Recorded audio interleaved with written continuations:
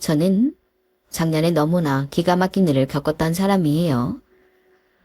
그간 다 큰 성인으로 살면서 제 앞가림 정도는 스스로 잘하며 살아왔다고 생각했는데 작년에 그 사건을 겪은 후로는 사람을 몰라도 너무 몰랐구나 하는 걸 크게 깨닫게 되었네요. 세상에서 가장 무서운 건 사람이라더니 그 말을 이렇게 아프게 깨닫게 될 줄 전에는 까맣게 몰랐거든요. 그간 제가 그런 일을 겪었다는 것에 대한 수치심과 창피함 때문에 어디에서도 제 이야기를 털어놓을 수가 없었는데 이렇게 익명의 힘을 빌려서 허심탄회한 이야기를 할 수 있어 기쁘네요. 저는 결혼을 약속했던 한 남자가 있었어요. 그 사람을 알게 된 건 어느 한 파티였죠. 한 달이 건너서 아는 친구가 크게 가게를 하나 오픈했는데 개업 전에 주변 지인들을 초대해 파티를 한번 열었어요. 그다지 친한 사람은 아니었지만 겹치는 지인이 많아 인사치레로 그 파티에 들르게 되었는데 생각보다 자리가 길어지고 있었죠.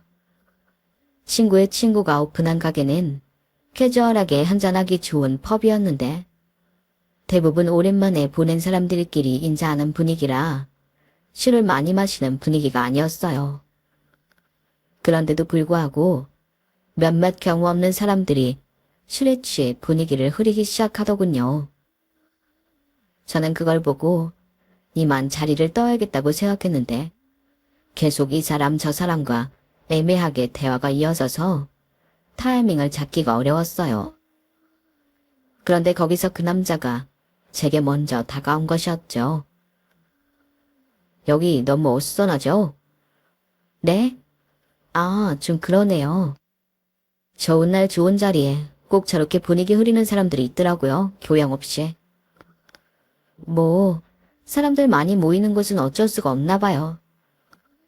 여기 바로 건너가면 조용한 카페 있는데 거기 분위기도 괜찮고 커피도 맛있어요. 아니에요. 저 이제 가봐야 해서. 차 갖고 나왔어요? 아니요. 택시 타고 가려고요. 이 시간에 여기 택시 잘 안 잡혀요. 저도 여기서 좀 벗어나고 싶은데 친구들한테 핑계거리가 필요해서. 혹시 잠깐만 같이 카페에 있다가 택시 잡히면 그때 타고 가시는 건 어때요? 커피는 제가 사드릴게요. 당연히 저에게 대시하는 멘트인 것은 알았어요. 사실 제가 어디 나가면 그런 제안을 종종 받는 편이거든요. 물론 대부분은 거절하는 편이었지만요. 하지만 솔직히 그 남자는 첫인상부터 나쁘지 않았던 것이 사실이에요. 키도 크고 얼굴도 잘생겼었는데 무엇보다 인상이 너무 좋았거든요. 뭔가 모범생 같은 그런 선한 분위기가 있었어요. 게다가 저도 당장 그 자리를 피하고 싶었던 마음은 같았기에 일단은 같이 나가기로 했죠. 나가보니 대충 봐도 정말 빈 택시가 하나도 없더라고요. 그래서 그 남자 말대로 카페로 이동을 해서 핸드폰으로 택시를 잡아보기로 했습니다. 카페 안은 분위기가 적당히 조용하고 좋았고 또 커피 맛도 괜찮았어요. 커피를 마시며 한숨 돌리고 나니 긴장이 풀리게 되면서 자연스레 같이 앉은 그 남자랑 이런저런 이야기를 하게 되었죠. 처음엔 할 말이 없어 서로 드문드문 어색한 말들만 늘어놓았다가 점점 대화로 이어지기 시작했는데 대화가 너무 잘 통하는 거예요.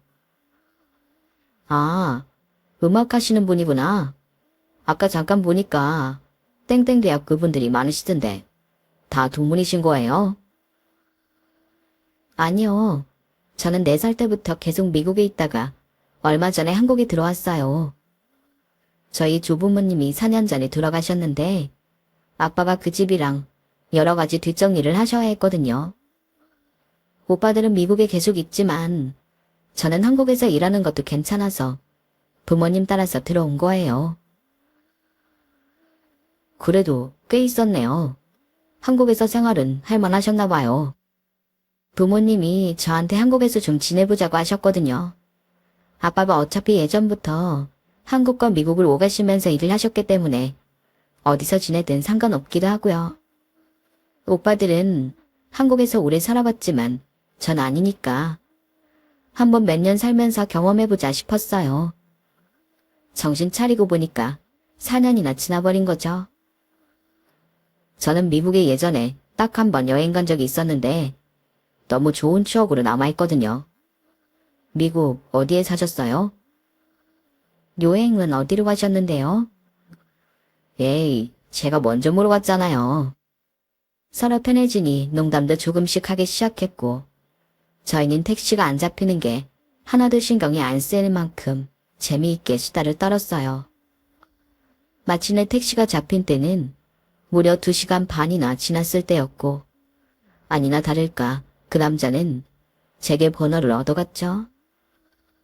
그리고 약 40분쯤 제가 집에 도착했을 때쯤 잘 들어갔냐고 안부 문자를 해왔어요.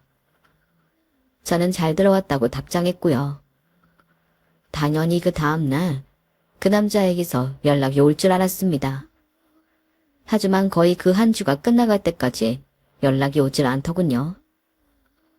사실 제가 피아니스트라 그 당시에는 준비하던 공연이 있었어요. 원래는 공연 연습을 하는 기간에는 웬만하면 다른 일에 신경이 뺏기지 않고 공연에만 집중하는 편인데 그때는 좀처럼 집중이 안 되는 거예요. 그날 그 카페에서는 그렇게 좋은 분위기로 재미있게 대화해놓고 연락 한 번이 없다는 게 너무 신경이 쓰였거든요. 이 남자가 나랑 뭐 하자는 건지 싶은 생각이 들었죠. 그 남자는 결국 5일이나 더 지나고 나서야 저에게 연락을 해왔어요. 그날의 여운이 거의 가시기 직전에요. 혹시 영화 좋아하세요? 네. 근데 저 이번 주말에 바빠요. 다행이네요. 저도 이번 주말엔 시간이 안 되는데. 혹시 주중 저녁에는 편한 날 있어요? 한번 튕겨보려고 했는데 오히려 다행이라고 하니까 정말 이 남자 뭐지? 하는 생각이 드는 겁니다. 괜한 심술이 나서 입으로 오전밖에 시간이 없다고 하니까 그 남자는 정말로 제 시간에 맞춰서 오전에 영화를 보러 왔죠. 막상 만나면 또 전처럼 재밌더라고요. 헤어지면 또 연락이 잘 없고요. 그러다 보니 저도 이 남자가 대체 저한테 관심이 있는 건지 없는 건지 도통 감이 안 잡혔어요. 그렇게 알쏭달쏭하게 구니까 저도 모르게 어느 순간부터인가 쉬는 날이면 계속 그 남자 생각만 하고 있더라고요. 저희는 그 뒤로 3번 더 만남을 가졌었는데 그 남자는 자꾸만 가까워지려고 하면 선을 긋고 또 가까워지려고 하면 한 발짝 물러나길 반복했어요. 저는 칼을 뽑아들기로 했죠. 그래서 하루는 아예 마음을 먹고 직설적으로 물어봤습니다. 유리씨, 저번에 캠핑 해보고 싶다고 하셨죠? 경기도 외곽에 캠핑장처럼 꾸며놓은 카페가 있더라고요. 다음에 시간 맞으면 거기 한번 가볼래요? 다음에 언제요? 언제가 편하세요? 저는 다다음 주 주말엔 시간이 빌 것 같네요. 근데 지금 저랑 뭐 하시는 거예요? 뭐가요? 저한테 이성적으로 관심이 있어서 계속 만나려고 하는 거예요? 아니면 시간 때우기용으로 보자고 하는 거예요? 유리 씨는 어떤데요? 왜 그런 질문을 해요? 역으로 그런 질문을 해오니 말문이 막혔어요. 전혀 예상치 못했거든요. 제가 할 말을 잃고 당황하자 그 남자는 웃으면서 이렇게 말했죠.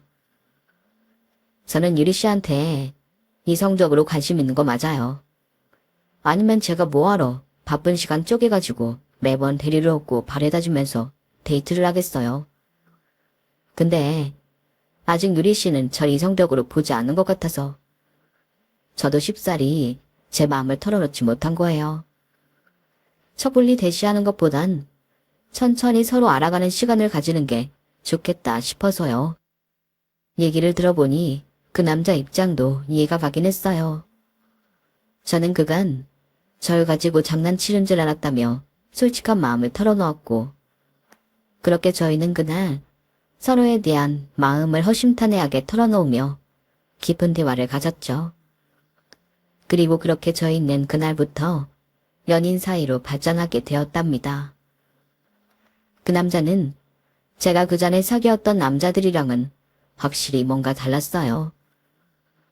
남편은 온라인으로 사업을 하는 사람이었는데 자신의 사업 노하우를 토대로 다른 초보 사업가를 가르쳐주는 강의도 하고 책도 쓰는 사람이었어요. 그러다 보니 말을 잘했는데 단어 하나 표현 하나도 섬세하고 배려가 넘쳤죠. 사실 저는 부모님이 경제적으로 여유가 있는 분들이라 한 번도 삶을 그렇게 열정적으로 살아본 적이 없었던 것 같은데 그 남자는 일에 대한 열정이 아주 대단한 사람이었어요. 연락을 할 때마다 컨설팅을 하는 중이거나 사업 업무 중이었고 그렇게 바쁜 와중에도 운동도 꾸준히 하더군요. 그런 모습이 저보다 훨씬 어른스럽게 느껴졌고 멋있게 느껴졌어요. 그래서 중간에 그 사람이 잠깐 힘든 일을 겪었을 때 돈도 흔쾌히 빌려줬죠. 약 2억 정도 되는 금액을 빌려줬는데 당연히 금방 갚을 거라 생각했기에 차용증도 쓰지 않고 줬어요. 2억이라는 돈이 물론 작은 돈은 아니었지만 사실 제 입장에서는 그렇게까지 엄청난 금액이 아니었기도 했고 그 남자는 그 이상으로 저에게 잘해줬기 때문에 당시엔 아깝다는 생각이 하나도 들지 않았습니다. 그 남자는 항상 기념일이 아니더라도 소소한 선물을 해주는 사람이었는데 절 만날 때면 제가 좋아하는 꽃을 항상 사다 주었어요. 요리도 잘해서 제가 피곤하거나 기분 상하는 일이 있던 날이면 바쁜 시간을 쪼개 절 만나러 와주었어요. 그리고는 제가 좋아하는 요리를 이것저것 해주곤 했죠. 제가 아팠던 날엔 저녁 늦게 와서는 밤을 꼬박 새우며 간호를 해주다 가기도 했고요. 그러다 보니 당연히 저는 그 남자와의 결혼을 생각하게 되었어요. 사귄 지 1년 만이었고 저희 부모님은 제가 선택한 남자라면 당연히 좋은 사람일 거라면서 결혼할 남자가 생겼다는 걸 축하해 주셨죠. 그 남자를 실제로 만나보고 나서는 더더욱 마음에 들어 하셨고요. 우리 유래한테 얘기 많이 들었네. 온라인 사업을 하고 있다고. 네. 그러다가 작년부터는 컨설팅 해주는 일도 시작했는데 그래 반응이 좋았습니다. 지금은 신청자가 많아져 아예 강의 형태로 운영을 하고 있고요. 빠르면 올해 말이나 늦어도 내년 상반기엔 공간 사업도 시작해볼 계획입니다. 그래. 단계적으로 사업을 잘 꾸리고 있구만. 우리 아들들도 해외에서 사업을 하고 있는데 자네 만나면 아주 할 얘기가 많겠어. 이 사람한테 얘기 들었습니다. 나이 차이가 많이 나서 어려서부터 오빠들이 그렇게 예뻐했다고요. 지혜들끼리는 그렇게 치고받고 싸웠으면서 늦둥이 여동생이라고 얼마나 싸고 놀던지. 자네는 형제관계가 혹시 어떻게 되나? 아, 전 외동아들이었습니다. 아, 그래. 그러고 보니 자네 가족 이야기를 못 들은 것 같구만. 부모님은 어떤 일을 하시는 분들인가? 사실 부모님이 제가 20살 때 사고로 돌아가셔서 그때 이후로는 혼자서 지내고 있습니다. 아이고, 그런 일이 있었구만. 어린 나이에 상심이 컸겠구나. 그래도 이렇게 잘 자라주어서 부모님이 하늘에서 참 대견해 하실 거야. 감사합니다, 장모님. 부모님은 그 남자를 보고 요즘 보기 드문 건실한 청년이라며 칭찬해 주셨고 그날의 식사 자리는 그렇게 훈훈한 분위기로 마무리가 되었어요. 저에겐 오빠가 둘이 있었지만 아쉽게도 둘 다 일정을 못 맞춰서 결혼 전에 낸 영상통화로 몇 번 인사만 시켜주었고 한국으로 와서 대면할 수가 없었어요. 큰오빠는 미국에서 변호사로 일을 하고 있었는데 기업 간 큰 소송이 겹치면서 일정이 굉장히 바쁜 상태였고 IT 사업을 하는 작은 오빠 역시 장기적으로 진행하던 프로젝트의 마무리 단계라 당시 일정이 굉장히 많았거든요. 오빠들은 저에게 미안해하며 차라리 그 전에 일을 최대한 마무리하고 결혼식 날 한국에 와 조금 길게 머무르면서 가족들과 시간을 보내겠다고 했어요.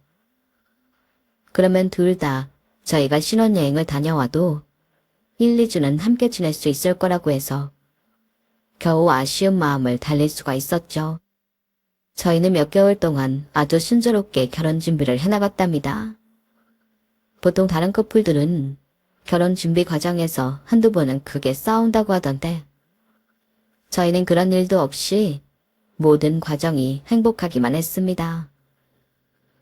그렇게 시간은 빠르게 흘러 결혼식 당일이 되었고 저는 세상에서 가장 행복한 신부의 모습을 하고 하객들을 맞이하고 있었죠.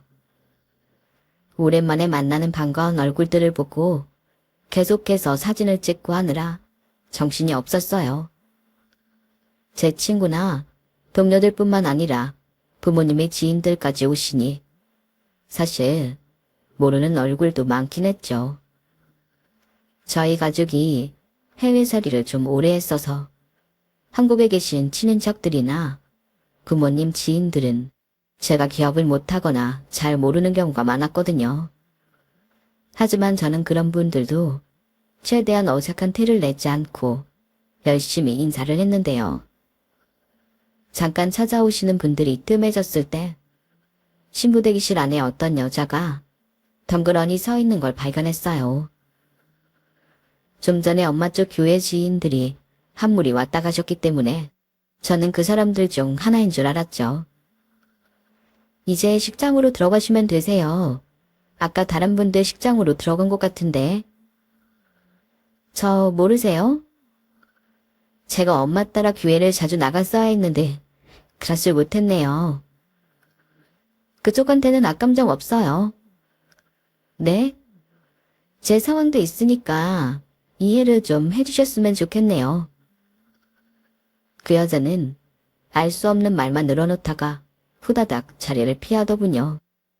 저는 의아했지만 곧 인사를 하러 오는 다른 사람들을 맞이하느라 금세 잊어버리고 말았죠. 어느덧 결혼식 시작 시간이 다 되어 예식장 안에 사람들이 꽉 찼어요. 사회자가 어수선한 하객들을 정리하고 예식이 시작되었음을 알리는 소리가 벽 너머에서 들려왔죠. 예식이 순서대로 진행되는 소리가 들리는데 공연을 많이 본 저였지만 그럼에도 심장이 떨려오더군요. 사람들 앞에 서는 게 이렇게 긴장되었던 적이 언제였던가 싶을 정도로 가슴이 쿵쾅쿵쾅 뛰었죠. 신랑이 입장하는 소리가 들리고 어느새 제가 입장할 타임이 왔습니다. 저는 웨딩홀 직원과 드레스 이모님의 도움으로 타이밍 맞춰 대기를 하다가 예정되어 있던 노래가 흘러남과 동시에 식장 안으로 입장했어요. 연습한 대로 버진로드를 천천히 걸어가는데 하객들이 진심 어린 축하의 박수를 보내주셨답니다. 처음에는 조명도 너무 세고 긴장도 되어서 사람들의 눈에 보이지도 않았는데요. 천천히 버진로드에 반쯤 걸어오니 그중 몇몇 친한 사람들이 눈에 띄었고 그들에게 웃어 보일 수 있을 정도로 조금은 긴장이 풀렸어요. 저희가 예약했던 식장이 버진로드가 기역자로 되어 있어 조금 길었거든요. 사람들과 눈을 마주치며 인사하던 바로 그때였습니다. 갑자기 하객들이 제가 아닌 제 뒤에 어딘가를 쳐다보기 시작하더니 웅성웅성 거리기 시작했어요. 무슨 일인지 미처 알아차리기도 전에 저는 제 옆으로 불쑥 나타난 배송기사 아저씨를 발견하고 펄쩍 뛰어오를 만큼 놀랐답니다. 드레스가 조금만 더 가벼웠으면 진짜 공중에 떴을지도 모를 만큼요. 셰이리 씨 맞으시죠? 이거 메인 스크린에 연결된 영상이랍니다. 네? 여기 사인 좀 해주시고요. 사람이 너무 비현실적인 상황에 직면하면 고분고분해진다더니 정말로 저도 모르게 기사님이 내민 서명 패드에 서명을 하고 있더라고요.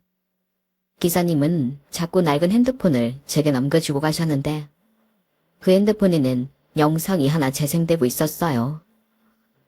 갑작스럽게 일어난 돌발 상황에 신랑 역시 저에게 다가오고 있었는데요.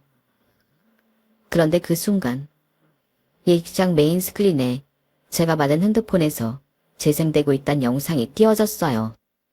사람들이 이게 대체 무슨 일인지 파악하기도 전에 식장 전체에 신랑의 목소리가 울려 퍼지기 시작했죠. 이번에 공사 치고 있는 애가 돈이 진짜 많다니까. 저번에도 나한테 2억을 껌값인 것처럼 치더라고. 입고 있는 옷이며 차며 전부 일반인들은 알아보지도 못할 명품이야. 좋겠다. 난 왜 그런 여자가 안 꼬이지? 그래서 언제까지 만날 건데? 뭘 언제까지 만나? 결혼 날짜 잡았어. 뭐? 미친 거 아니야? 무슨 결혼을 해? 뭐 언제까지 기세에 먹으려고? 한 2년쯤 살까 싶은데 처가 식구들도 호부가 따로 없더라고. 아니 무슨 그렇게 돈 많은 집안인 너 같은 사기꾼을 사이로 받아들인다냐. 이거 그냥 대충 봐도 사기꾼인데 달 때부터 돈이 많아서 그렇게 순진한 건가. 그 여자네가 원래 해외 살다가 한국 들어온 지 얼마 안 됐어. 한 5년? 그래서 아직 한국 스타일 사기꾼에는 내성이 없나 봐. 이야 진짜 좋겠다. 제대로 된 거 하나 물어서. 청첩장은 언제 나와? 너 안 줘. 니네들 아무도 오지 마. 하나같이 양아치 티나니까? 참나 지혜수 없는 새끼. 신랑과 그의 친구들이 서로 시시껄렁한 농담을 주고받는 것을 끝으로 영상은 거기서 끝이 났고 예식장 안은 쥐죽은 듯이 조용해졌습니다.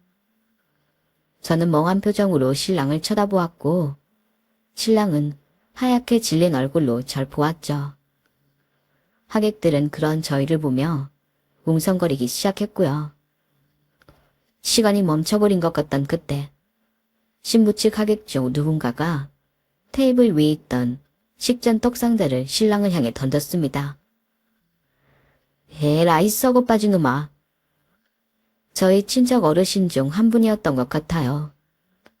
그런데 그분을 시작으로 신부 측 하객들이 전부 테이블 위에 있던 답례품, 식전떡, 수저 포크 등을 신랑을 향해 던지기 시작했어요. 신랑은 떡가루 범벅이 되고 머리에 포크가 찍히면서도 도망을 치려고 하더군요. 그러자 몇몇 젊은 남자분들이 아예 단상 위로 올라가서 그런 신랑의 뒷덜미를 잡고 신부 하객석 쪽으로 질질 끌고 가버렸습니다. 그리고는 그놈을 단상 밑으로 던져버렸어요. 저희 부모님은 굳은 표정으로 그 모습을 보고 계셨고 작은 오빠는 그대로 신랑에게 돌진해 주먹을 내리꽂았습니다. 야, 이 사기꾼 새끼야. 작은 오빠를 시작으로 신부 측 다른 하객들도 전부 달려들어 신랑을 아주 흠씬 두들겨 패기 시작했죠. 순식간에 사람들에게 둘러싸인 신랑은 힘 한 번 써보지 못하고 그대로 사람들에게 맞고 있을 수밖에 없었답니다. 하객분들은 진심으로 저희 가족을 대변해서 화를 내주셨어요. 저 천하에 필요먹을 놈 같으니라고? 이 못돼 처먹은 놈아. 하객들 사이에서도 그런 욕들을 하는 분들이 계셨고 와인을 얼굴에 들이부어버리는 분도 계셨고요. 신랑은 질질 끌려다니면서 하객들에게 정말 골고루 매를 맞았습니다. 정신을 못 차리다가 테이블을 들이받아서 그 위에 있던 음식들을 전부 뒤집어 쓰기도 했어요. 신랑이 잠깐만 자기 말 좀 들어보라고 사정을 해도 그 누구도 봐주지 않았죠. 그 와중에 신랑 측 가객들은 누구 하나 말리는 사람 없이 구경도 하고 사진도 찍더라고요. 신랑 측 손님들이 맞나 싶을 정도로 신랑 편을 들어주는 사람이 정말 단 한 명도 없었어요. 그러던 와중에 드레스 이모님이 저에게 얼른 신부 대기실로 다시 돌아가자며 저에게 오셨어요. 저는 이모님의 도움을 받아 정신을 차리고 신부실로 와 옷을 갈아입을 수 있었답니다. 이모님이 없었으면 전 언제까지고 그 자리에 멍하니 서 있었을지도 몰라요. 벽 너머로 식장 안에 소란스러운 소리가 다 들리는 와중에 정신없이 사복으로 갈아입고 나니 어느새 엄마가 오셔서 저를 데려가 주셨어요. 엄마는 다른 사람들이 식장에서 우르르 나오기 전에 절 데리고 일단 아빠 차 안으로 데려가셨고 저희는 뒷좌석에 앉아 이 사단이 끝나기만을 기다리고 있었답니다. 방금 전 벌어진 일들이 모두 현실 같지도 않고 받아들이기가 힘들어 저절로 눈물이 뚝뚝 나더군요. 엄마는 그런 저를 말없이 안고 토닥여 주셨어요. 한참을 차 안에서 기다리니 아빠와 오빠들이 왔고 저희 가족은 집으로 갔습니다. 그렇게 저희 악몽 같은 결혼식은 끝이 나게 되었습니다. 유리야, 너무 자책하지 말고 일단 오늘은 푹 자도록 해라. 내일부터 수습해 나가 보자꾸나. 한서방, 아니 그 인간은 어떻게 됐어요? 경찰서에 있어요. 자기 혐의로 들어가긴 했는데 아마 곧 풀려날 거예요. 엄마도 놀라셨을 텐데 일단 쉬세요. 나머지는 저랑 형이 알아서 할게요. 그래, 유리 너도 아버지 말씀처럼 일단 들어가서 쉬어. 오빠들이 일단 그 인간 잡아놓을 테니까. 다들 너무 죄송해요. 저 때문에 그 많은 하객분들 앞에서. 작정하고 속이려 드는 인간이 문제지. 피해자인 네가 왜 미안해. 걱정 말고 일단 오늘은 푹 자. 가족들의 위로에도 저는 마음이 편하지가 않았습니다. 저녁에 밥 한 톨도 넘기지 못했고 제 방 안에서 뜬 눈으로 밤을 지샜답니다. 그 밤 사이 5만 가지 감정들이 전부 들었어요. 분노와 배신감과 수치스러움, 창피함. 그 꼴을 다 본 사람들은 앞으로 어떻게 보지? 하는 걱정까지 전부요. 그리고 그 남자에게 제대로 된 복수를 하기로 마음먹었어요. 이미 여러 사람들한테 쥐어 터졌지만 아무리 생각해도 그걸로는 부족했죠.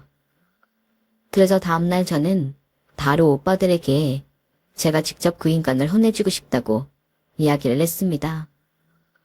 그러자 오빠들은 저에게 필요한 건 무엇이든 말하라며 적극적으로 지지해 주었죠. 오빠들은 곧 다시 외국으로 나가야 했기에 필요한 지인들을 저에게 소개해 줬는데 대형 로펌의 대표 변호사인분을 연결해 주기도 했어요. 덕분에 저는 곧바로 그 인간에게 할 수 있는 모든 걸 하기 시작했습니다. 파혼 위자료와 빌려받은 2억을 전부 청구했고 사기죄로 고소도 했어요. 그리고 저에게 배달되어 왔던 의문의 핸드폰도 사설업체에 맡겨 주인을 찾았습니다. 사설업체에는 제가 결혼할 뻔한 그 인간에 대한 신상도 같이 의뢰했어요. 알고 보니 그 인간은 온라인 오프라인을 통해 만난 의뢰인들한테 거액을 뜯어내며 의뢰인의 사업에 성과가 나타나지 않으면 오히려 의뢰인 탓을 하는 거의 사기꾼에 가까운 인간이었더라고요. 타고 다니던 외제차도 자차가 아닌 리스였고 사업소득 신고 또한 터무니없이 낮은 금액이었죠. 저는 휴가로 탈세 신고까지 마친 다음 제게 핸드폰을 보낸 당사자를 찾으러 갔습니다. 이 모든 걸 해치우는데 단 이틀밖에 걸리지 않았어요.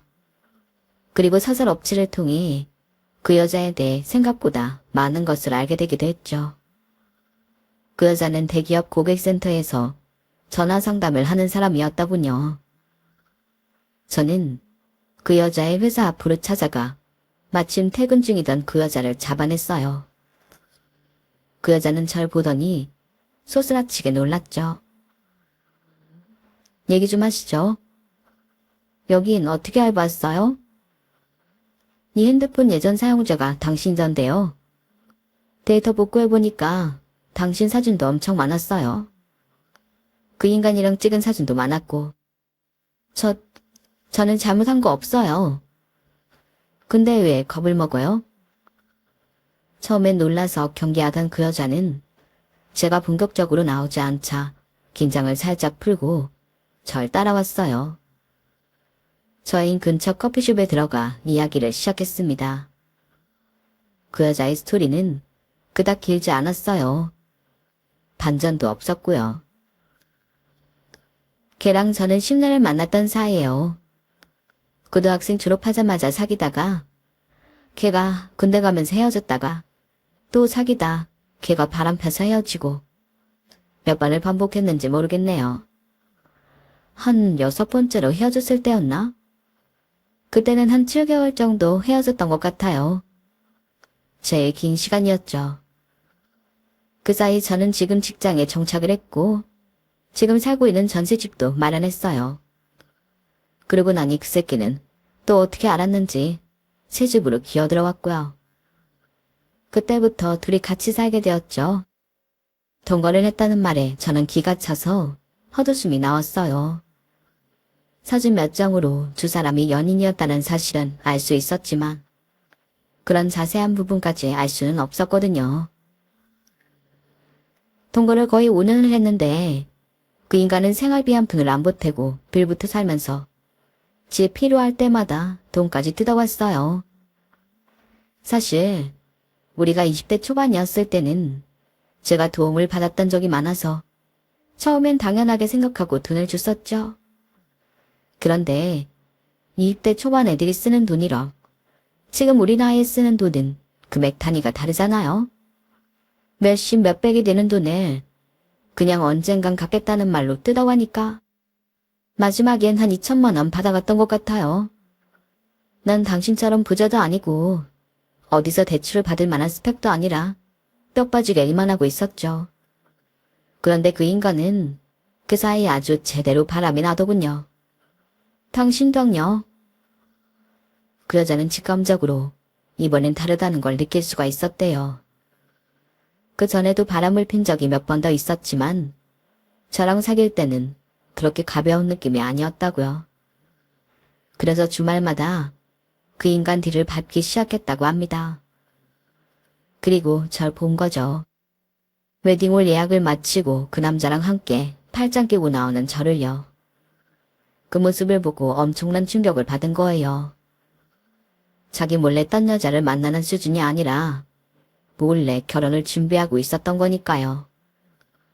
충격과 배신감에 휩싸인 그 동거녀는 미행을 계속하며 그 남자가 친구들과 술집에서 수다 떠는 모습을 녹화했고 그걸로 어떻게든 결혼식을 망쳐야겠다고 마음먹은 거죠. 그래서 결혼식 당일날 자신을 신부 친구라고 서프라이즈 준비해주고 싶어서 왔다고 웨딩홀 직원을 속여서 그 영상을 메인 스크린에 연결한 것이었습니다. 가기 전에 신부 낯짝 좀 다시 보자는 심보로 신부 대기실에 들어갔는데 그쪽이 정말 아무것도 모르는 표정으로 있더라고요. 그래서 그때 갑자기 정신이 번쩍 들었어요. 그쪽한테는 큰 상처가 될 결혼식이니까요. 그런데 이미 귀금 부른 상태였고 미안하지만 그때까지만 해도 배신감에 눈이 멀어 있었거든요. 지나고 나니 그쪽에겐 미안하다는 생각이 많이 들었어요. 죄송해요. 하지만 같은 피해자이자 여자로서 저 이해할 수 있죠? 그쪽은 돈도 많으시다면서요. 전 하루 벌어서 하루 살기도 빠듯한 사람이에요. 돈의 문제가 아니죠. 저랑 저희 가족 모두가 온 하객들 앞에서 그런 창피를 당했는데 그 피해는 생각 안 하세요? 전 지금이라도 당장 그쪽한테 고소장 날리고 싶은데. 그건 미안하다고 사과했잖아요. 정말 미안하면 앞으로 제가 시키는 대로 하세요. 동건녀는 제 말에 눈빛이 흔들리더니 알겠다고 대답하더군요. 그리고 전 바로 그 다음 날부터 동건녀 대신 그 사기꾼에게 모든 배상 청구를 했습니다. 둘 사이가 이미 사실혼이었기 때문에 이혼하는 것과 똑같이 위자료를 청구할 수가 있었어요. 그러자 그 사기꾼은 득달같이 동건녀에게 전화를 해서 엄청나게 화를 냈어요. 전 그 여자가 제게 들려준 통화 내역을 듣고 그 남자의 추악한 면모를 또 한 번 확인할 수 있었죠. 야, 지금 뭐 하자는 거야? 지금 걸려있는 소송만 해도 몇 갠데 왜 너까지 지랄이냐고. 아니, 그때 결혼식에서 그 영상 그것도 네 짓이지? 생각해보니 네 짓이겠네. 현관 비밀번호 당장 말 안 해? 대박 비밀번호 바꾼다고 못 들어갈 것 같냐? 뭔 영상 말하는 거야? 네 친구가 얘기해주더라. 너 돈 많은 여자랑 결혼하려 들다가 망했다고. 그러게. 왜 대도 않는 주제넘는 짓을 하다가 셀프 무덤을 파냐? 그 얘기 듣고 내가 기가 차서. 하다 네가 나 몰래 결혼할 줄은 몰랐다. 네가 그동안 나한테 떼도간 돈이 얼만데. 난 당연히 받을 거 받는 거야. 더 이상 집에 찾아오지도 연락도 하지 마. 너 내가 진짜 가만 안 둘 줄 알아? 너 어디야? 내가 당장 찾아갈 테니까 딱 기다려. 제가 예상했던 것처럼 그 사기꾼이 길기 날뛰자 동건녀는 제가 미리 일러두었던 주소로 그 짐승 같은 놈을 불러냈고 곧바로 저에게 연락을 했어요. 통화 내용까지 보내주면서요. 저는 바로 그 여자와 함께 그 주소로 향했습니다. 그곳은 경기도 외곽 지역의 한 폐건물이었는데요. 먼저 도착해 기다리니 잠시 후 그 인간이 차를 끌고 들어오더군요. 건물 안이 텅텅 비었다는 걸 모르고 그 남자가 안으로 들어선 순간 저랑 그 동거녀는 근처에 있던 큰 돌멩이를 하나씩 쥐고 그 인간이 끌고 온 외제차를 부수기 시작했어요. 근처에 나뒹굴던 못으로 타이어에 구멍도 내고 사이드미러도 부수고 차 옆구리도 사정없이 긁어버렸죠. 잠시 후 건물에서 나온 남자는 자신의 차 상태를 보고 짐승처럼 울부짖으면서 차로 달려오더라고요. 어떤 놈이냐며 주변을 두리번거리고 소리를 지르더니 이내 무릎을 털썩 꿇고 주저앉아 우는 것 같았습니다. 다 큰 남자가 그렇게 울 수도 있다는 걸 그때 처음 봤네요. 완전히 무너져 내린 그 인간을 보고 나서 저는 동거녀와 함께 뒤쪽으로 빠져나와 차를 타고 그곳에서 나왔어요. 한참 도로 위를 달리고 있는데 동거녀에게 그 남자 전화가 오더군요. 동거녀와 전화를 받자 수화기 너머로 사기꾼의 울부짖는 소리가 그대로 들려왔습니다. 이거 네가 그랬어? 네 짓이야? 이게 얼마짜린 줄 알아? 아 시끄러워. 뭐가? 네가 우라는 데 왔잖아. 이게 무슨 짓이냐고. 왜 자꾸 소리를 질러? 거길 진짜 갔어? 참나.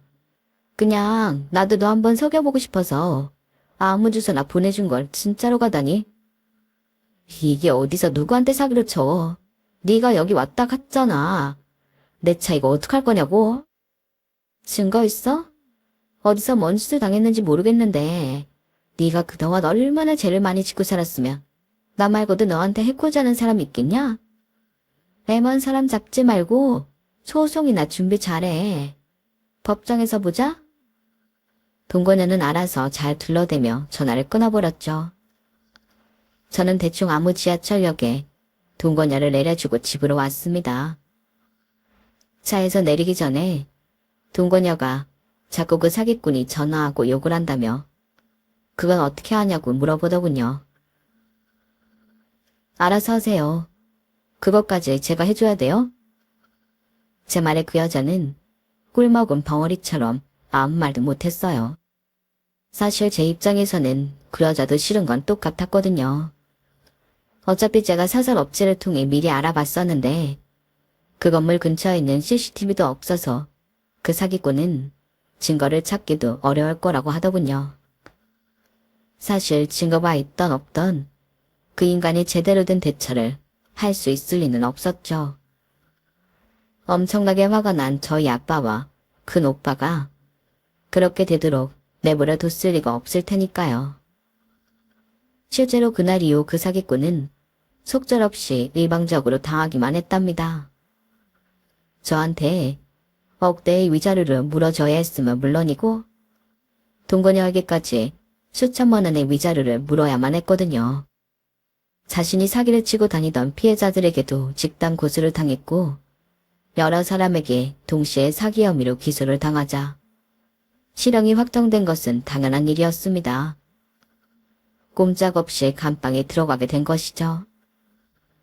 자기를 변호해줄 변호사 한 명 구하지 못하고 이리저리 여러 소송 일정에 끌려다니던 그 사기꾼은 밥도 제대로 못 먹고 잠도 제대로 못 잔 것 같더군요. 그 인간의 마지막 일정은 동거녀와의 재판이었는데 그날 저도 그 자리에 같이 갔었거든요. 덥수룩한 머리에 면도도 못하고 살은 엄청나게 빠진 모습을 보니 꼴 좋다 싶었죠. 그 사기꾼은 재판 내내 모든 걸 포기한 자포자기한 쾌언능을 하고 있었는데 좌석에 앉아있는 저를 보고 눈빛이 엄청나게 흔들리기 시작했습니다. 그러곤 짧은 재판이 끝나자마자 울기 시작하더군요. 저는 그 모습을 보고는 이제 다 끝났다고 생각해 자리를 뜨려는데 그 사기꾼은 갑자기 제 쪽으로 후다닥 다가왔어요. 물론 경찰관에게 붙잡힌 상태로요. 유리야, 제발 이제 그만해. 내가 죽을 죄를 지었어. 이미 나 벌 받을 만큼 다 받았잖아. 가중처벌까지 받았으면 이제 만족할 만하지 않아? 이제 제발 그만 좀 해줘. 제발. 내가? 난 한 게 없어. 네가 얼마나 살면서 여러 사람한테 죄를 짓고 살았는지 내가 뭐 할 게 없더라. 너 타고 다니던 차도 네 거 아니라며. 그건 물어줄 능력은 있니? 그날 니네 쪽 하객들도 정말 얇았었더라. 그 사람들한테도 아직 돈 다 안 줬지? 제발 나 좀 살려줘. 내가 그걸 이 상황에서 어떻게 다 변상하냐고. 이만하면 됐잖아. 그건 그 사람들한테 얘기하고 난 너 이렇게 망가지고 빌빌거리는 거 구경 다 했으니 됐어. 앞으로 네가 저지른 수많은 잘못들 그거 죗값이나 평생 치르면서 살아. 제 말을 끝으로 사기꾼은 속절없이 끌려갔고 그게 제가 본 그 인간의 마지막 모습이었네요. 동거녀도 법정을 나서려는 저에게 다가와서 고맙다는 인사를 건넸어요. 감사해요. 여기까지 다 와주시고 변호사도 다 대주시고 그쪽 아니었으면 전 이런 일들 아마 엄두도 못 냈을 거예요. 정말 감사해요. 그쪽 좋자고 한 일 아니에요. 그냥 제가 하고 싶어서 한 일이지. 이렇게 따라와서 얘기할 필요 없어요. 그래도 너무 감사해서 제가 식사라도 한번 대접해 드려야 할 것 같아서요. 괜찮아요. 대접은 필요 없고 배상금은 물어주셔야겠네요. 저한테 고소당하실 거 있잖아요. 위자료 받은 거 있으니 그거 그대로 저한테 돌려주시면 되겠네요. 그게 무슨 말이에요? 시키는 대로 다 했잖아요. 그렇다고 제가 결혼식장 안에서 입은 피해가 사라지진 않죠? 그건... 앞으로는 이렇게 사적으로 얼굴 마주하는 일 없었으면 하네요. 우리가 서로 얼굴 봐봤자 안 좋은 기억만 떠오르지 좋을 게 뭐가 있겠어요. 소송 준비해볼 테면 잘해보시고요. 그리고 그 말을 끝으로 저는 그 자리를 빠져나와 버렸습니다. 그 여자는 아마 애초부터 상대도 안 될 거라고 생각했는지 단겁 갈 생각도 안 하고 저희 변호사님을 통해 울면서 싹싹 빌었다 그러더군요. 그렇지만 저는 고소를 취해야 할 생각이 없었습니다. 결국 그 여자도 자기 죗값은 칠 수밖에 없었죠. 저 혼자만의 일이라면 다 주고 넘어갈 수도 있었지만 저희 가족들이 그날 온 하객들과 지인들에게 못 보일 거를 보여 마음고생한 것만 생각하면 결국 그냥 넘어갈 수가 없었거든요. 모든 일이 다 끝난 이후 저는 그 사람들을 두 번 다시 보지 않았어요. 지난 몇 개월 동안 거의 1년에 가까운 기간 동안 저는 하객들에게 일일이 사과를 드리고 이 사건이 사람들에게서 최대한 잊혀지기만을 기다리면서 살았네요. 그 사기꾼에게 참교육을 시켜주고 그 피폐해진 말로를 본 건 아주 약간의 분풀이만 되었을 뿐 제가 입은 정신적인 피해는 그 무엇으로도 회복되지가 않았죠. 원래도 외부 일정을 그다지 좋아하지 않는 저였지만 지난 1년 동안은 정말 사람을 극도로 안 만났던 기간이었답니다. 얼마 전 그동안 미리 잡혀 있었던 공연 일정을 모두 마친 뒤에는 더더욱 집에만 있는 기간을 가졌어요. 한 2달쯤 정말 집에만 있다 보니 이제 마음이 어느 정도 다 정리가 된 것 같아요. 저는 한국에 좀 더 살아보고 싶었는데 그냥 포기하고 미국으로 가기로 결정을 내렸어요. 시간이 많이 지난 뒤 다시 한국으로 여행을 올 수는 있겠지만 그 전에 굳이 다시 돌아올 이유는 없을 것 같네요. 우연히 이렇게 제 이야기를 보낼 수 있는 곳을 알게 되어 다행입니다. 익명으로 이렇게 제 이야기를 털어놓고 나니 기분이 더 후련해지는 것 같아요. 여러분들은 저처럼 남자 잘못 만나서 고생하지 마시고 좋은 남자를, 좋은 인연들을 만나게 되시길 바랍니다. 여러분, 사연 댓글에 응원과 현명한 조언 부탁드려요. 좋아요와 구독은 저에게 큰 힘이 됩니다. 오늘도 좋은 일 가득하세요.